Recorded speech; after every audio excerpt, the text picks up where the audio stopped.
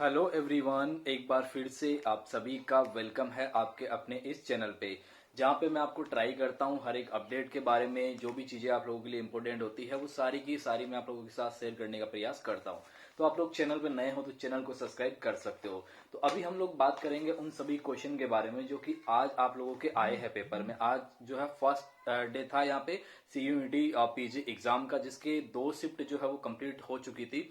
और ये जो मैं अभी आपको एनालिसिस बता रहा हूँ, जिस तरीके के क्वेश्चन पूछे गए हैं, ये 2 शिफ्ट के हैं। जो अभी लास्ट वाली शिफ्ट थी उसके क्वेश्चन मैंने एनालिसिस नहीं करे हैं, तो जितना करा है वही मैं आपको यहाँ पे बताने का प्रयास कर रहा हूँ। तो काफी स्टूडेंट ने जो है क्वेश्चन यहाँ पे भेजे हैं। सबसे पहले उन सभी स्टूडेंट को थैंक्स कि उन्होंने क्वेश्चन हमारे साथ शेयर करे, जिससे कि अदर जो स्टूडेंट है उनको भी यहाँ पे कुछ ना कुछ बेनिफिट हो जाएगा और वो अपनी जो तैयारी उस हिसाब से करेंगे।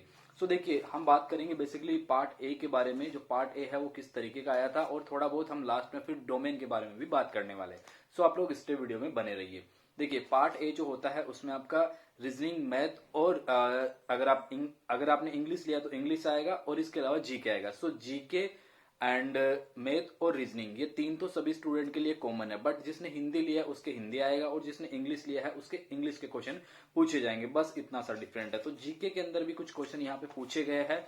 जैसे कि एक क्वेश्चन आर्यभट्ट सैटेलाइट कब लॉन्च हुआ, इसके बारे में एक क्वेश्चन सीधा सीधा पूछा गया था, जैसा कि स्टूडेंट ने शेयर किया है। और एक जो है मैथ का क्वेश्चन पूछा गया है। एक क्वेश्चन जो है कुछ इस तरीके से था कि ए एंड बी किसी कार्य को मिलकर 30 दिन में कंप्लीट करते हैं। बट स्टूडेंट ने इस क्वेश्चन को पूरा नहीं भेजा, बट लास्ट में ये पूछा था कि जो है ए जो है उस कार्य को केवल ए जो है उस कार्य को कितने दिन में कंप्लीट करता है। इस तरीके का कुछ क्वेश्चन यहाँ पे दिया गया था, जैसा कि स्टूडेंट ने शेयर करा। इसके अलावा कुछ बुक का जो है क्वेश्चन यहाँ पे पूछा गया था।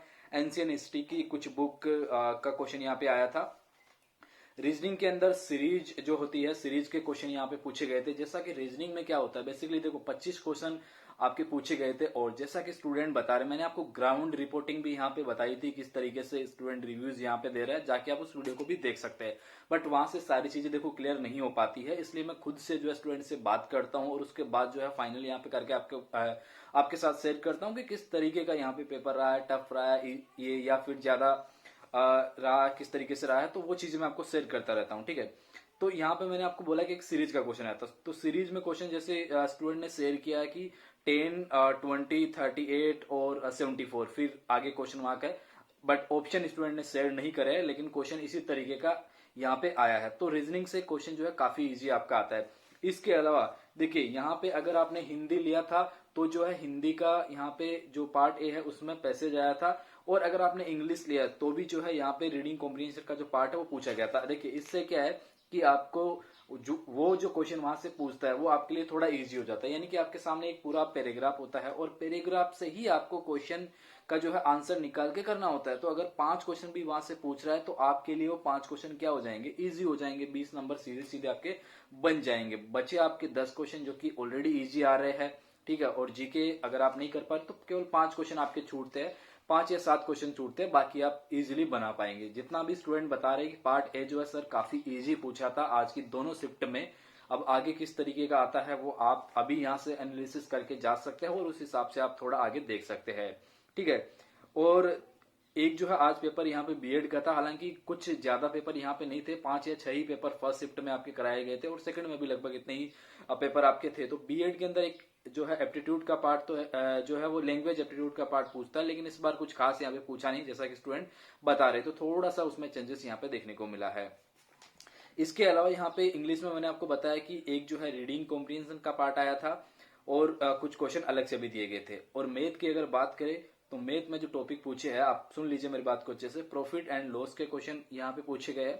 सिंपल इंटरेस्ट के जो क्वेश्चन है वो पूछे गए। तो देखो, मैथ में क्या है कि मैथ में आप क्वेश्चन को तभी बना पाएंगे जब आपने उसको अच्छे से पढ़ा है, उस टॉपिक को आपने अगर रीड किया है तो ही आप बना सकते हैं। अदरवाइज अगर आपको वो क्वेश्चन नहीं आ रहा है तो आपको वहां जाके गलत नहीं करना, उस क्वेश्चन को छोड़ दो उस क्वेश्चन को अगर नहीं आ रहा है तो।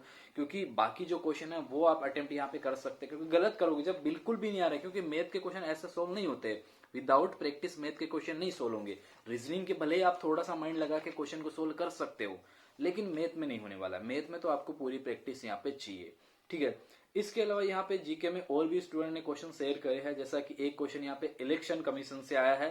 स्टूडेंट जैसा बता रहे थे कि जो गाइडलाइन है, न्यू गाइडलाइन है, उसके हिसाब से एक क्वेश्चन यहाँ पे पूछा गया था इलेक्शन कमीशन से। तो ये करंट अफेयर्स में आप इसको काउंट कर सकते हैं। इसके अलावा नेशनल अवार्ड विनर जो है उनके क्वेश्चन आप लोग देख सकते हो कि वहां से क्वेश्चन जो है सीधे सीधे यहाँ पे पूछे गए, तो वो भी आप यहाँ पे देख सकते हैं। तो कुछ ये था। इसके अलावा अगर हम लोग बात करें कि भाई सिलेबस से कुछ बाहर क्वेश्चन पूछे गए हैं या सिलेबस के अंदर ही रहे, तो क्वेश्चन जो है लगभग आपके सिलेबस के अंदर ही आया है। 2-4 क्वेश्चन हर एक पेपर में होता है, हर एक एग्जाम में होता है, वो बाहर से आते ही आते हैं। तो वो तो उसके लिए आपको तैयार रहना पड़ेगा, जाहिर सी बात है। बाकी जो आपका पेपर है वो सिलेबस के हिसाब से आ रहा है, सिलेबस के बाहर आपका पेपर नहीं पूछा जा रहा है। तो जो सिलेबस आपका दिया गया है उसी सिलेबस के हिसाब से आप लोग तैयारी करिए। इस टाइम जो है आपको अदर चीजें, जैसा कि अगर आपको कोई ऐसा बोल रहा है कि नहीं आउट ऑफ सिलेबस पूछ लिया, नहीं भाई, आउट ऑफ सिलेबस नहीं पूछ रहा है, वही पूछ रहा है जो आपके सिलेबस में दिया हुआ है, जो एनटीए ने सिलेबस आपका जारी कर रखा है। तो आप उसी के हिसाब से अपनी तैयारी करते रहिए अगर आपके आगे पेपर है तो। और पार्ट ए के लिए मैंने कुछ क्वेश्चन यहाँ पे आपको बता दिया, किस तरीके के क्वेश्चन यहाँ पे पूछे जा रहे हैं। तो थोड़ा सा आप लोग उनको अगर देखना चाहे तो वहां से उनको देख सकते हैं, अपनी तैयारी को और अच्छा वहां से बना सकते हैं। ये सारे क्वेश्चन थे जो कि मैंने अभी आप लोगों के साथ शेयर करे, और उन सभी स्टूडेंट का अटेंशन